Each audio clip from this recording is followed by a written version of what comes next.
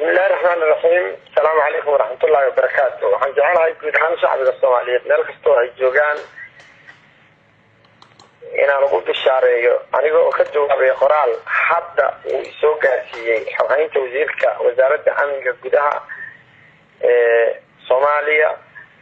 oo lagu magacaabo Saalax oo lagu sheegayo in qoraal soo baxay shantii bishan aan ku jirno 2018 xilka la iga qaaday afayeenimo anigu waxaan ahaa la taliyaha wasiirka wasaaradda amniga gudaha ee Soomaaliya ahna afayeenka wasaaradda amniga gudaha ee Jamhuuriyadda Federaalka ee Soomaaliya marka waxaan rabaa inaad ogaataan maalintii weerarka u dhacay waxaan ku sugnaa xarunta gudaheeda waxaan ahaa dadkii Soomaaliyeed ama saraakiisha ahaa magaca dawladda Soomaaliyeed uga qayb galay halkii lagu badbaadinayo dadka Soomaaliyeed warbaahintuna hadda waxay qoreen idinka arki doona anigu waxaan isla maalintii weerarkana ku soo qaaday oo ku beegan 7 bishii 7 2018 iyadoo saraakiil ka tirsan dawladdu ay nala joogaan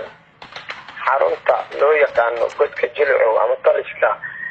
ciidanka nabadgelyada ee gobolka Banaadir ugu sheegay wasiirka amniga in aan iska cashiray xilkii aan ka hayay wasaaradda amniga gudaha ee Jamhuuriyadda Federaalka ee Soomaaliya aad iyo aad ayay wanaagsan waa gatay warkan soo baxay waxa uu ku soo aaday adigoon warbaahinta u sheegin saadii sheegayso silsilaadaadu haday runtahay adoo warbaahinta u sheegin asishay marka maxaa isku xiray inaad hadda sheegto inaad asishay iyo warka wasiirka ka soo baxay Soomaalidu waxay tiraahdaa war la helaa tala la helaa waxaan rabaa in shacbiga Soomaaliyeed aan u soo bandhigo warqadda hadda soo gaarsiiyay ninka xoghaynta wasiirka wasaaradda amniga Saalax ku saabsan ee sheegaysa in hadda ka dambeeya warbaahinta kula hadli doona wasiirka wasaaradda warfaafinta waxaan leeyahay hambalyo Soomaaliya waxay wajahaysaa waqti adag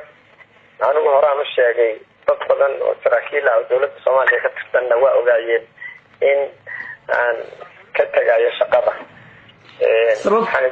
idin leeyahay wixii waraa intaas dhaafsiisanna waxaan laamaha warbaahinta guud ahaan ee Soomaaliya wixii su'aalaha ay qabaan uga jawaabi doona maalinimada berrita ah waa idin salaamaya aad iyo aad waayahay ugu dambeyn waxaan rabaa afayeen waxaan rabaa inaan ku weydiiyo sababta ii sheeg hal mar aad xilka isaga casishay adoo raaliya waa garan kartaa Soomaaliya waxay ku jirtaa marxalad adag oo taariikhi ah mar rabo inaan qayb ka noqdo godobta laga gelayo shacbiga Soomaaliyeed marka macdaanis baa keenay inaad xilka ka tagto bisadaad qorshaysatay aad iyo aad baan u mahadsantahay waa ku salaamaya adee wanaagsan